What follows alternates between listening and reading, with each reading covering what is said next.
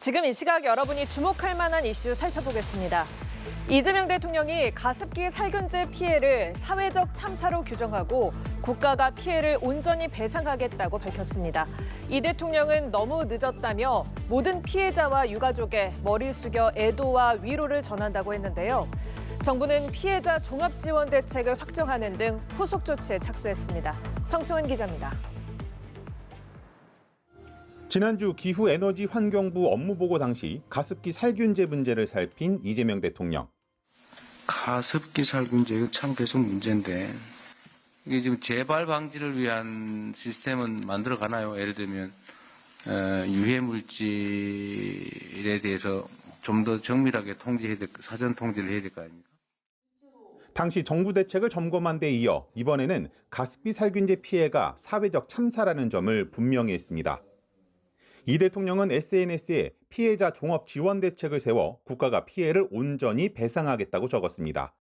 이어 2011년 원인 규명까지 긴 시간이 걸렸고 이후로도 아무도 책임지지 않는 현실에 얼마나 참담하셨을지 헤아리기조차 어렵다고 했습니다. 많이 늦었다. 모든 피해자와 유가족들께 애도와 위로를 전한다며 다신 이런 비극이 반복되지 않도록 제도 전반을 점검하겠다고 강조했습니다. 정부는 김민석 국무총리 주재로 회의를 열고 피해자 종합지원대책을 확정하면서 후속 조치에 곧바로 착수했습니다. 우선 기존의 기업 혼자 지던 손해배상 책임을 기업과 국가가 공동으로 부담하는 방식으로 변경해 국가의 역할을 대폭 강화합니다. 국무조정실을 중심으로 범부처 전담반을 꾸려 피해자를 생애 전주기에 걸쳐 지원하고 국가 주도의 추모 사업도 본격 추진하기로 했습니다. 오랜 기간 근본적인 문제 해결이 되지 않은 아픈 과정이 있었습니다. 피해자의 신뢰를 회복하기 위해서 전 부처가 함께 힘을 합쳐서 노력하겠습니다.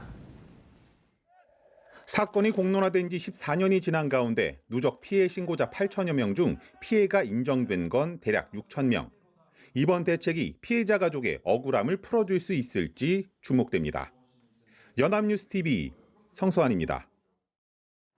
마약 투약 혐의를 받고 해외에서 도피 중이던 남양유업 창업주 외손녀 황하나 씨가 경찰에 체포됐습니다.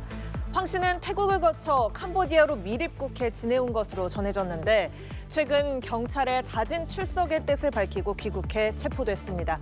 서승택 기자입니다. 남양유업 창업자 외손주로 2019년 마약 투약 혐의로 징역형의 집행유예를 선고받았던 황하나 씨. 각오하는 단절되게 반성하며 바르게 살겠습니다. 죄송합니다. 다시는 잘못 저지르지 않고 선행하며 살겠습니다. 그러나 이후에도 황 씨는 마약 혐의로 수사와 재판을 이어왔습니다. 지난 2023년 7월에는 서울 강남에서 필로폰을 지인 등 타인 2명에게 주사기를 이용해 투약한 혐의로 수사선상에 올랐는데 수사 시작 5개월 뒤 황 씨는 태국으로 도피했습니다.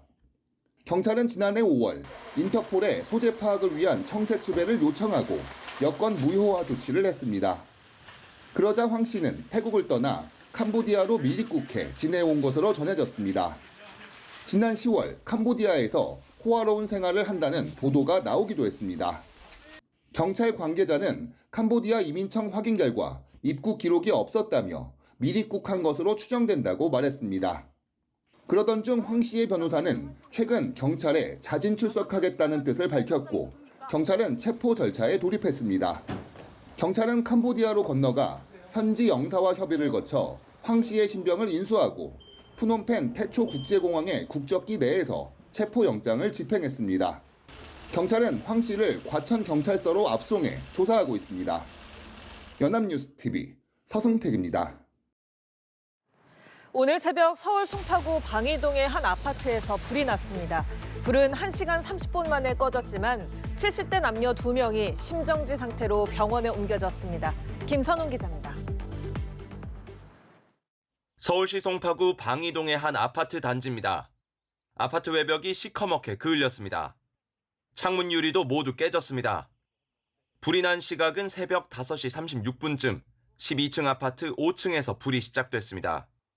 신고를 받고 출동한 소방은 신고 접수 6분 만에 현장에 도착했습니다. 화재 진압과 인명 구조를 위해 장비 21대와 인원 72명을 투입한 소방당국은 진화 작업이 시작된 지 약 15분 만에 큰 불길을 잡았고 1시간 30분 만에 모두 꺼졌습니다. 화재는 5층 집 안방의 침대 머리맡에서 처음 발화한 걸로 추정되는데 이 집에 거주하던 70대 남녀 2명이 심정지 상태로 구조돼 병원으로 옮겨졌습니다. 목격자들은 폭발음이 들린 뒤 5분에서 10분 뒤 불꽃이 솟구쳤다고 말했습니다. 빵 소리가 났었어요. 그래서 무슨 배터리가 터졌는지 아니면 빵 소리가 났어요. 같은 동 7층에서 연기를 마신 70대 주민 등 2명이 구조됐는데 큰 부상은 입지 않은 걸로 파악됐습니다. 화재를 진압하던 소방대원 1명도 1도 화상을 입어 현장 처치 후 복귀했습니다. 이른 새벽에 발생한 화재로 놀란 아파트 주민 36명은 스스로 대피한 걸로 파악됐습니다. 경찰과 소방당국은 현재까지 방화 혐의점이 낮은 걸로 보고 정확한 화재 원인을 조사하고 있습니다. 연합뉴스TV 김선홍입니다. 아이 키우는 집이면 층간소음 걱정에 어린이 매트를 많이들 사용하시죠. 그런데 일부 제품에서 안전 기준치를 초과하는 유해 물질이 검출됐습니다. 업체 측은 부적합 제품에 대해 무상 교환을 진행하기로 했습니다. 김도원 기자입니다. 가정집 거실 바닥에 흔히 깔려있는 어린이 매트. 층간소음을 줄여준다고 알려져 있어 뛰어노는 아이들 있는 집에서 많이 사용하는 제품입니다. 그런데 한국소비자원이 두께 4cm의 폴더형 어린이 매트 8개 제품을 조사한 결과 고려화학 매트의 일체형 폴더 매트에서 안전 기준치를 2배 넘는 유해 물질이 검출됐습니다. 이 휘발성 유기화합물은 복통이나 피부 발진, 심혈관계 손상을 일으킬 수 있는 독성 물질입니다.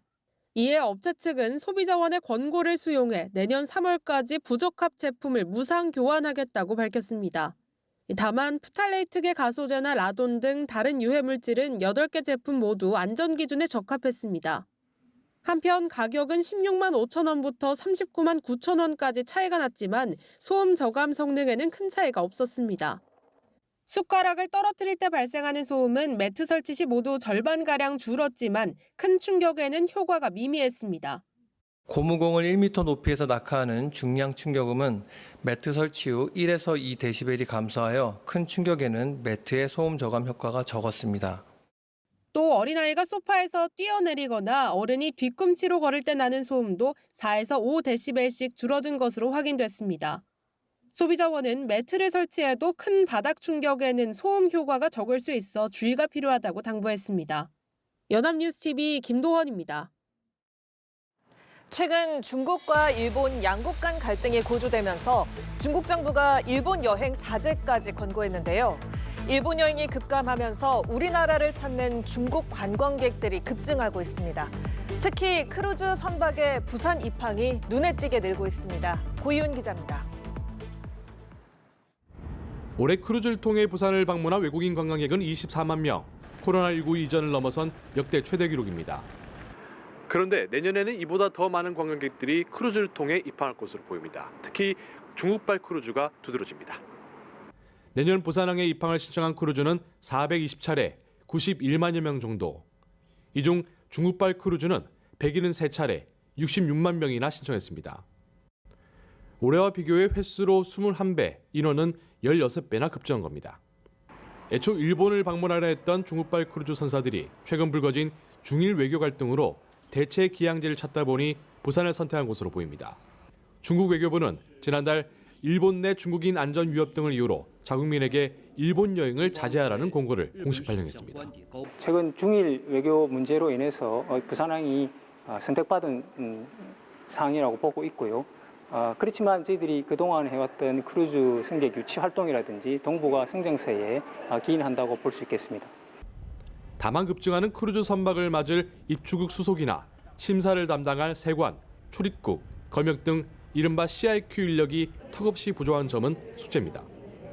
부산항만공사는 중국발 크루즈 전담 인력 등 모두 60명의 CIQ 상주 인력이 추가로 필요하다고 보고 관계기관에 인력 증원을 요청했습니다. 연합뉴스TV 고휴입니다.